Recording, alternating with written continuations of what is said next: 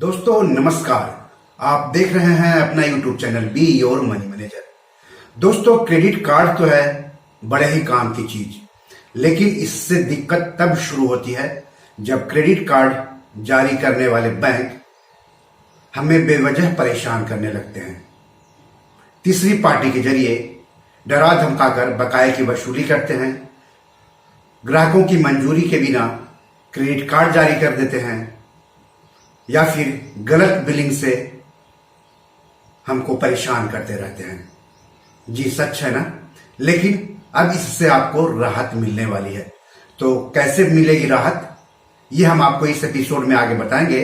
लेकिन सबसे पहले मैं आप सबसे गुजारिश करता हूं कि अगर अभी तक आपने इस यूट्यूब चैनल को सब्सक्राइब नहीं किया है तो जल्दी से कर लें।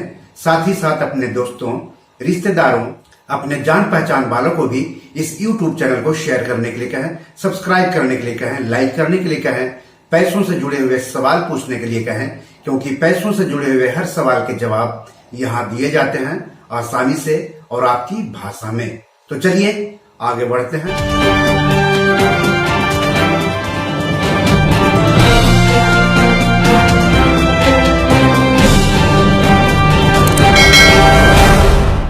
तो दरअसल देश के केंद्रीय बैंक भारतीय रिजर्व बैंक यानी आरबीआई ने क्रेडिट और डेबिट कार्ड जारी करने और इससे जुड़े नियमों में बदलाव किया है।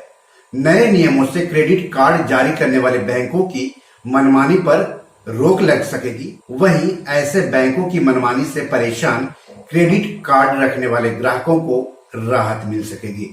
तो नए नियम 1 जुलाई 2022 से लागू होंगे। तो कैसे मिलेगा फायदा वो जान लीजिए। नए नियमों के अनुसार बिना सहमति के कार्ड जारी करने या अपग्रेडेशन करने पर पाबंदी लगा दी गई है।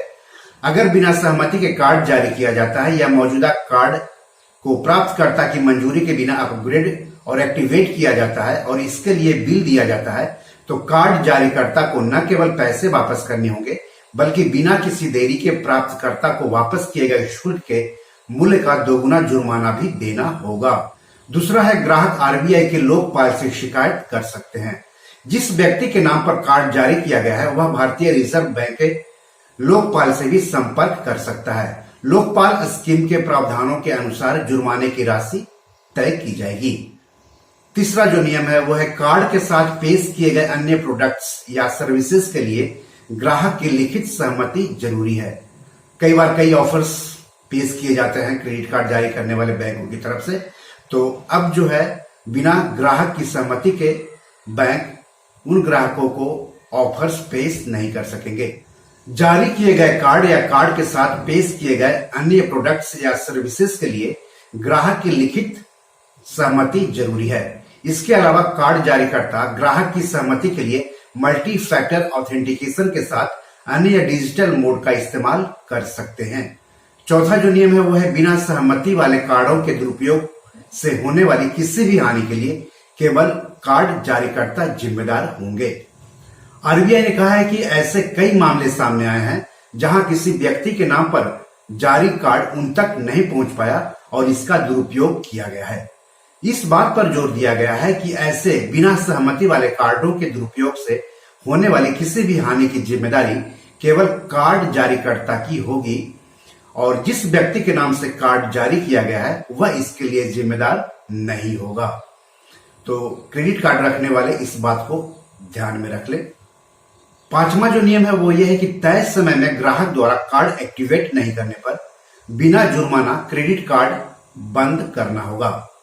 अगर कार्ड जारी करने की तारीख से 30 दिनों से अधिक समय तक ग्राहक द्वारा इसे एक्टिवेट नहीं किया जाता है तो कार्ड जारीकर्ता क्रेडिट कार्ड को एक्टिवेट करने के लिए कार्ड होल्डर से वन टाइम पासवर्ड यानी ओटीपी आधारित सहमति प्राप्त करेंगे। अगर कार्ड को एक्टिवेट करने के लिए कोई सहमति प्राप्त नहीं होती है तो कार्ड जारीकर्ता ग्राहक से पुष्टि प्राप्त करने की तारीख से 7 कामकाजी दिनों के भीतर बिना किसी लागत के क्रेडिट कार्ड अकाउंट बंद कर देगा। छठा जो नियम है वो है, कार्ड से जुड़ी लागत समेत दूसरे जरूरी पहलुओं की जानकारी साफ साफ देनी होगी।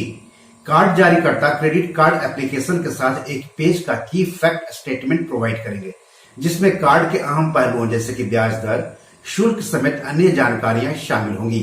क्रेडिट कार्ड एप्लीकेशन के रिजेक्ट होने की स्थिति में कार्ड जारीकर्ता को लिखित रूप में बताना होगा कि क्यों आवेदन को नामंजूर किया गया है। सातवां जो नियम है वो है कि कार्ड के नियम और शर्तों को हाईलाइट करना होगा। तो इसमें जो सबसे अहम नियम है वो है नियम और शर्तों को हाईलाइट किया जाना चाहिए और ग्राहकों को इसे अलग से भेजा जाना चाहिए।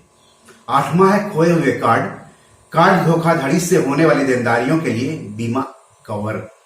कार्ड जारीकर्ता ग्राहकों के लिए खोए हुए कार्ड धोखाधड़ी से होने वाली देनदारियों के लिए एक बीमा कवर शुरू करने पर विचार कर सकती है। नौवां नियम है क्रेडिट कार्ड अकाउंट से संबंधित जानकारी कार्ड एक्टिवेट होने के बाद ही जानकारी दी जानी चाहिए।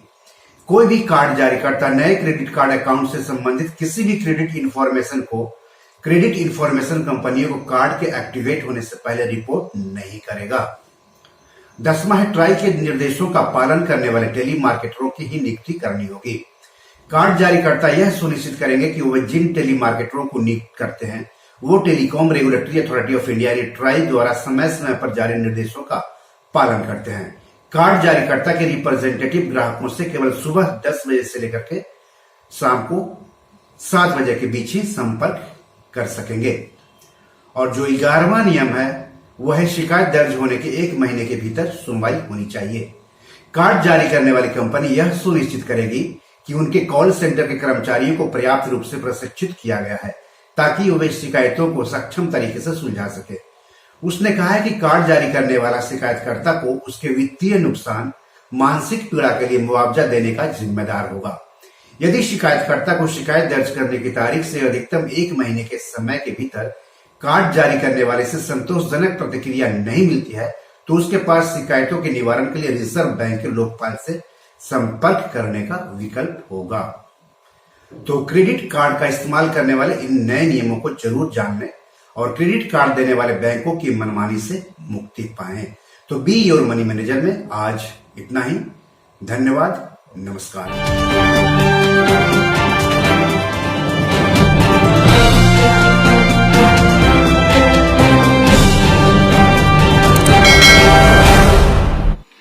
दोस्तों, ये मेरी 7 किताब है जो कि amazon.com पर पब्लिश है। आप इसे डाउनलोड करके पढ़ सकते हैं। इन किताबों के लिंक्स इस वीडियो के डिस्क्रिप्शन में दिए हुए हैं। इन 7 किताबों में से 5 किताब मनी मैनेजमेंट पर है, यानी पैसा निवेश करके अधिक पैसा कैसे कमाएं पर आधारित है।